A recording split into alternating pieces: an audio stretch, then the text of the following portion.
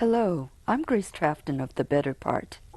Did you know that 1 in 3 Americans is over the age of 50 and that 14.5% of our population is over the age of 65? According to the US Census Bureau, the numbers of seniors are increasing faster than our youth.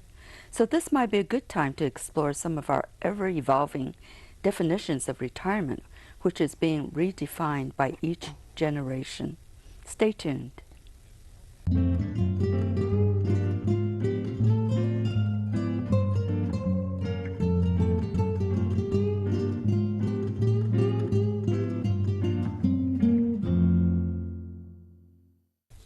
Dr. Tracy Wyland is a prominent thought leader on the impact of technology on society, work, and careers. She's been a scholar at Stanford University and has held leadership positions at Apple, HP, Cisco, and the Apollo Group. Dr. Wyland has authored 11 books, including Society 3, How Technology is Transforming Society, Work, and Education. Welcome again, Tracy. So good to see you again. Thank you. Thanks for having me. So you've done a lot of research on technology, changing work, education, and also the position of women and careers. So what has motivated you now to focus on the subject of retirement? Well, you know, Grace, I was contacted by CALA, which is the California Association for Assisted Living. And they said to me, Tracy, in the future, we'd like you to come in and give a speech on how technology is impacting retirement. And I said, why me? And they said, well, you always have a different kind of lens, very holistic, and also you look at things through a technology lens, which I think we appreciate and could use. So I started to look at how retirement is in a digital world, and so that started my investigation. That is a really interesting topic. What kind of research are you doing to prepare? So to prepare, obviously I do a lot of reading and looking at research studies, but I'm actually going out and visiting retirement facilities and communities. I'm talking to a lot of people about their definition of retirement, if there is even a definition of retirement, what it's like to be retired, and just some of their views and concerns, of what it's like today in a digital world to be retired. Now, I know that you started a blog series called Grace Matters, Retirement in the Digital Age. So tell us about this blog. Well, I figured that if I was going to do all this work and research, that I might as well continue to share it. In the old days, we would publish a study at the end or a book.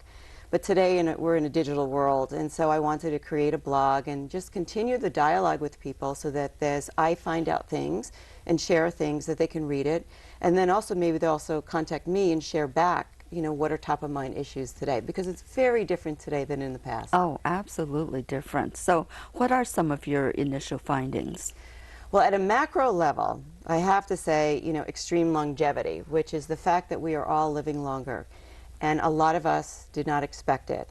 So if you think about the reality that all of us in this room and studio today could be living to 100, it's daunting. And I think that changes the landscape for retirement. It's always changed it for careers. And it just changes it now because we have technology accelerating at the same time. And since we are living longer, one of those implications must be financial, isn't that right? Yes. So actually I did a research study a couple of years ago, and I asked over 200 people what it meant to them if they were going to live to 100. And the first thing they said is, if I'm living to 100, I actually have to be able to afford to live to 100. And if I have to afford to live to 100, I may need to work longer or think differently about my finances. So then when I looked at the research from the Federal Reserve, what I shockingly found is that 1/3 of Americans today have no pensions or no financial funds for retirement. So in essence, they really can't afford it. And about 1/4 of us aren't even thinking about planning for retirement or even have a knowledge, a base of what we're going to do financially for retirement. So that to me is a concern. And it's probably on a macro level, another large area that needs to be looked at. Those statistics are really disconcerting. And in addition to the financial issues, there's a big area of concern involving health as we age, because We want to have good quality of life, which involves our health. That's right. And health is a tricky one because there's so many unknowns. This is like the unknown macro concern. How long am I going to live? Am I going to get sick? When am I going to get sick? How am I going to get sick? Am I going to have a fall? Is it dementia? Is it cancer? These are all of the unknowns that we have to think about hand in hand with living longer and also our finances. So this, I would say, health is a big concern, and it's disturbing because it's such an unknown for all of us. Right. Have you found that people are cognizant about how to keep healthy as they age? Well, fortunately, there's more and more proactive work. I mean, I actually just got called from my local hospital and doctors group saying that they wanted to proactively get involved with my health care for longevity. It was just a new program. I wasn't really singled out, but they were trying to reach out to patients to say preventative health is important and we want to become a part of that. So I also see on the technology front and other areas that preventative health is something that we're trying to be more communicative about. We need to take more responsibility as individuals about it. Good, good. That's very good to know. Now, once we retired, we have all sorts of time on our hands. This, at first glance, is a really good thing because we've been working so hard all our lives. But did you find that excessive time is a concern for some people? Yeah, so that would be like my fourth macro concern that people are talking about, which I didn't initially expect. But when you think about it, as you just noted, it's a big deal. A lot of us, particularly the generation today, have worked or came home and either had social or family, right? That mix. They didn't really explore hobbies. Maybe they had a family trip or, but now all of a sudden they have 24/7 time on your hands. Right. And what are we going to do with that time? If we've been in this sort of like a machine that we understand how to work from 9 to 5 and we understand what to do from 5 to 9, what do we do now when we have 9 to 9? And that's very hard, and it is a concern. How do we fill our time?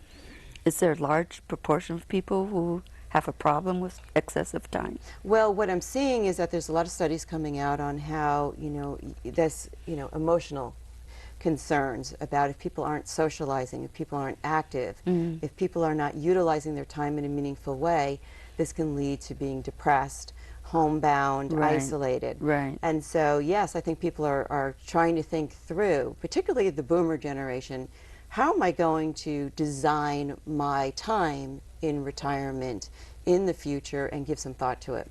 Now, hopefully you've also found some really positive aspects of retirement in your research.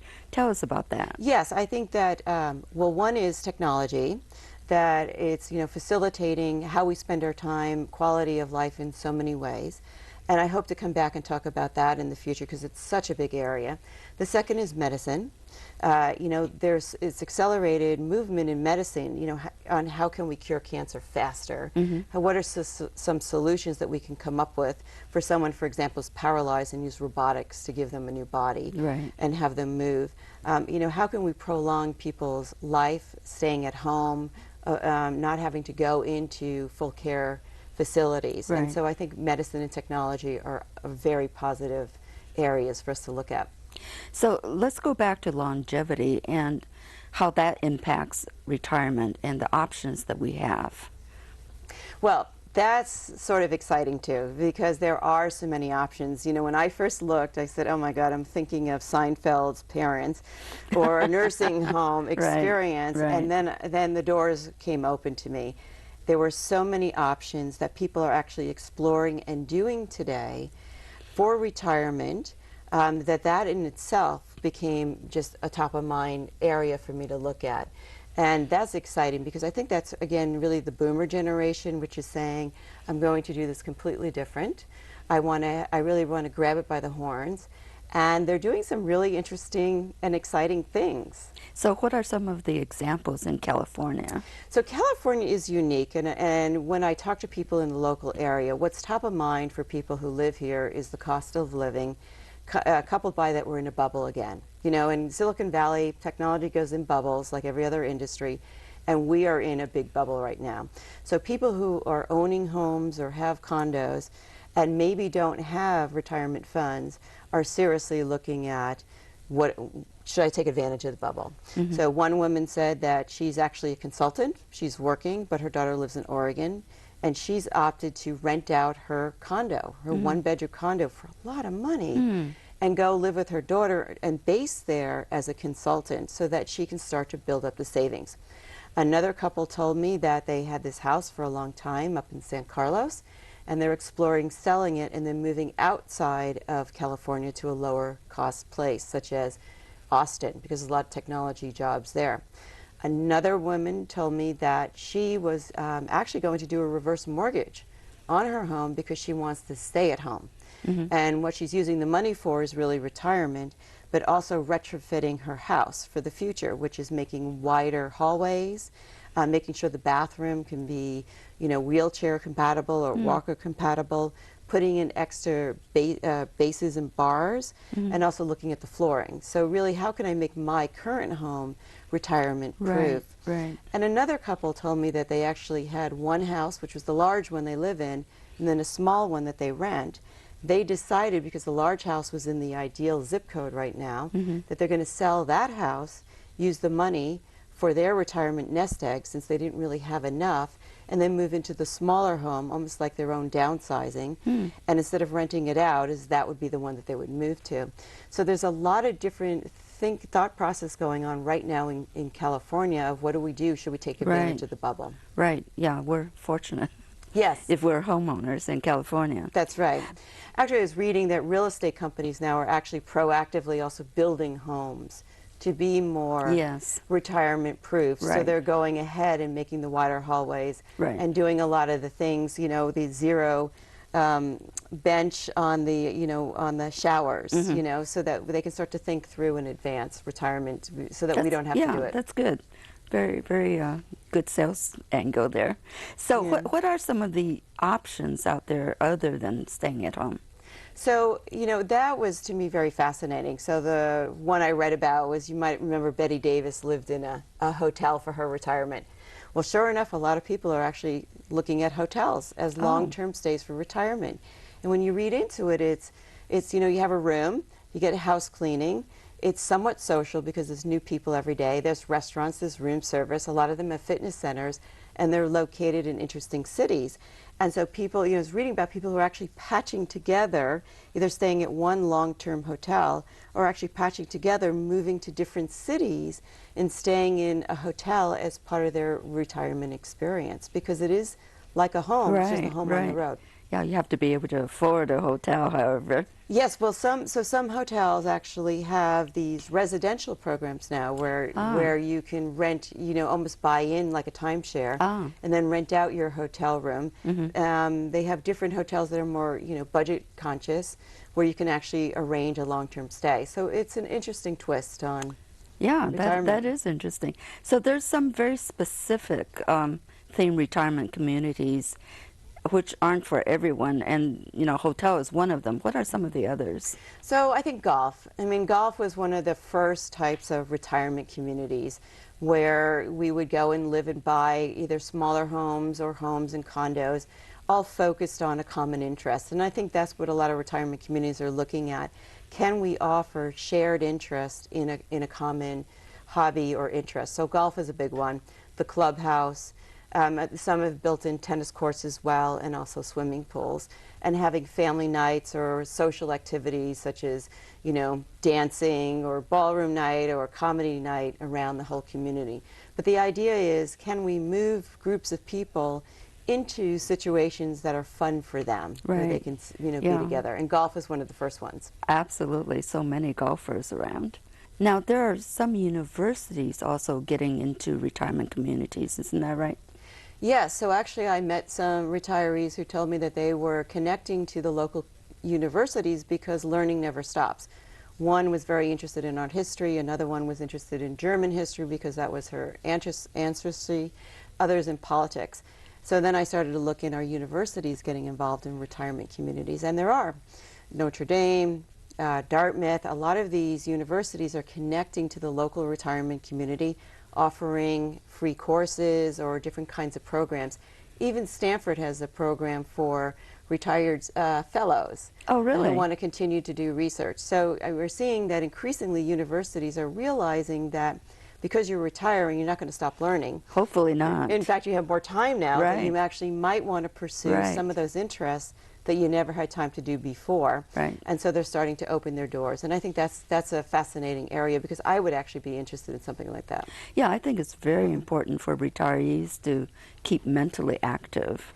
Yes, and then when you think about it in the class setting, that's very collaborative, and there's a social aspect to Right. it too, and Right. as you say, using your brain.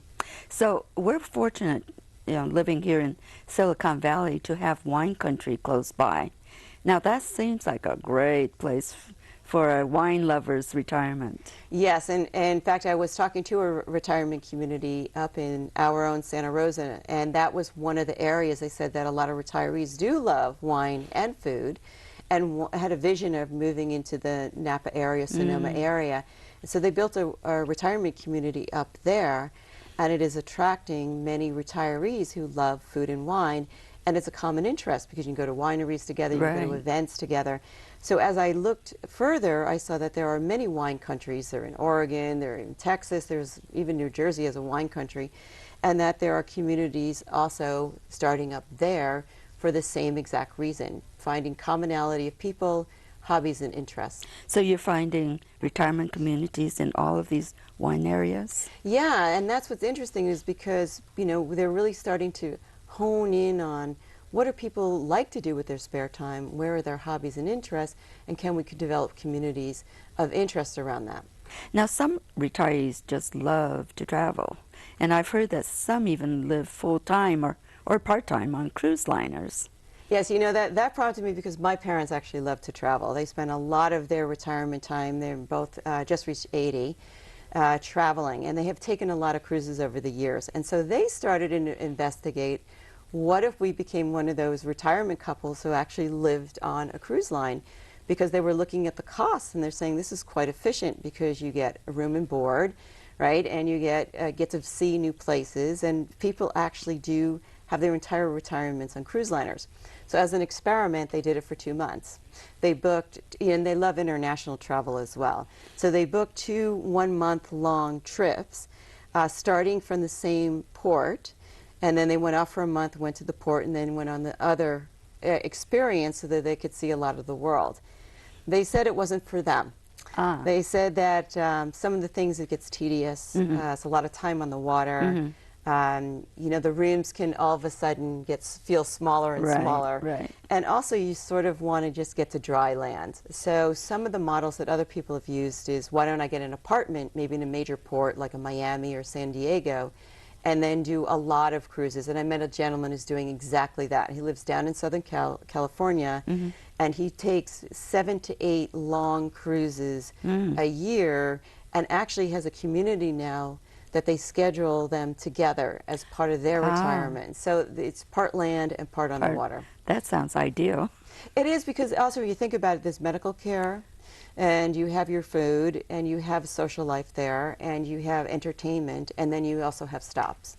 Now, there's some retirees who like to maybe explore other parts of the world where the cost of living may be significantly lower. So some people retire overseas. Yes, so I actually met a woman here who's still working, but she realized that she would not be able to afford to retire in the Bay Area. So she's actually spending all of her time off, or her vacation time, going to different parts of the world, and she calls it the lower cost parts of the world, where she could afford to live and be in a retirement community. So she looked at Central America, Belize. She's been over to Eastern European European countries. So she's looking at, how can I afford to live somewhere else? Another gentleman mentioned to me that he sold his Bay Area house and bought into a retirement community in Mexico. It's an American community, but it's in Mexico because the cost would be lower and he could stretch his dollars longer. And others are telling me about they're using Airbnb. Oh. Yep, so they're renting people's homes all over the world for periods of time to experience retirement, for a long term. It's almost like, let's go spend 3 months in this part of the country or this part of the world, and maybe eventually we'll want to retire there. That might be fun to do. A lot of options out there, a lot of options. A lot of options.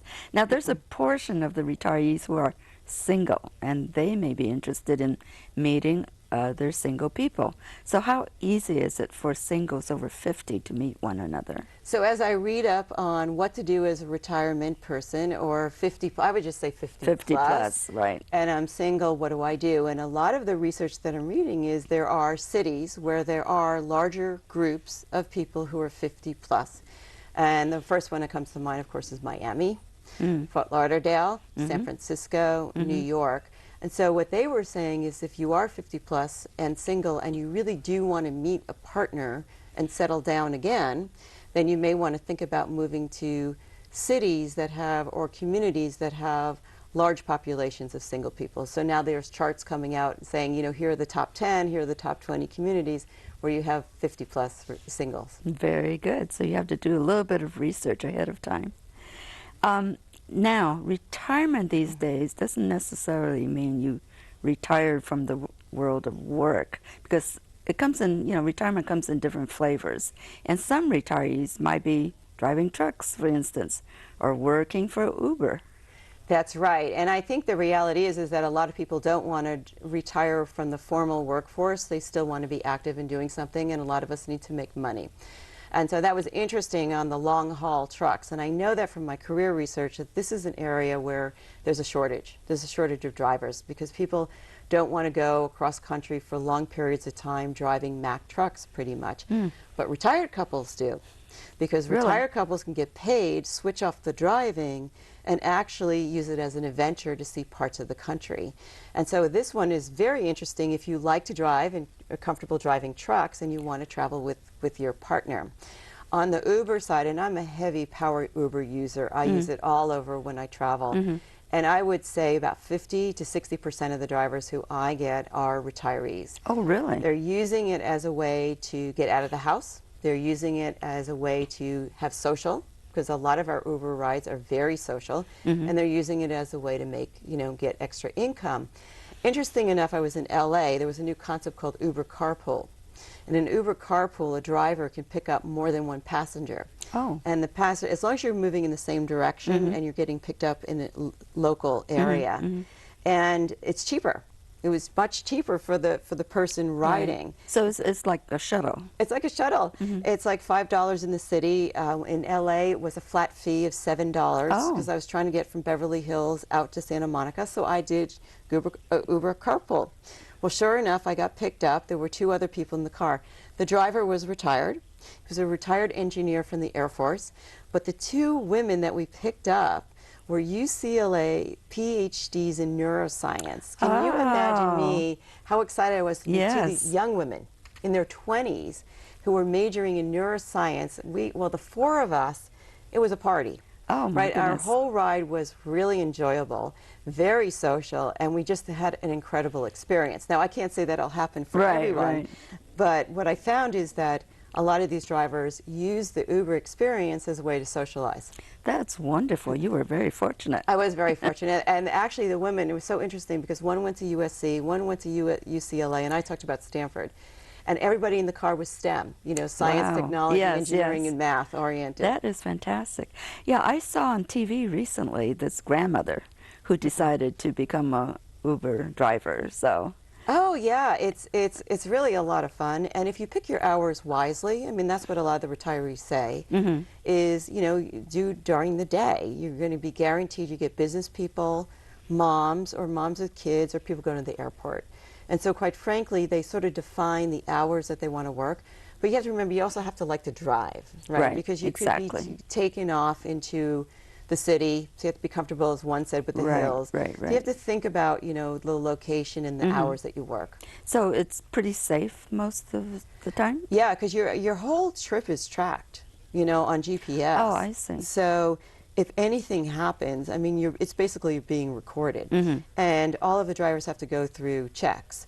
You know, you have to have background checks, security checks, drug tests. You know, they have to see all that material and make sure you haven't had any offenses as well.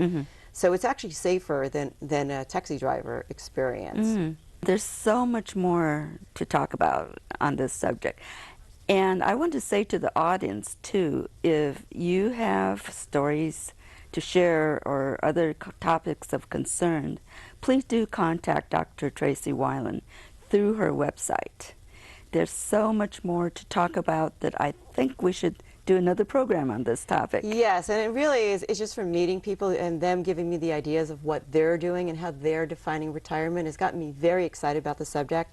As you know, I'm very interested in technology. I think that's going to be a great asset and another whole area of research, and I'm always curious to see how people are doing things in the digital world. That's wonderful. So I'll see you again soon. Thank you very much.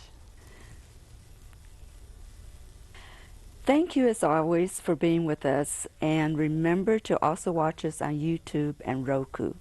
See you next time. Bye-bye.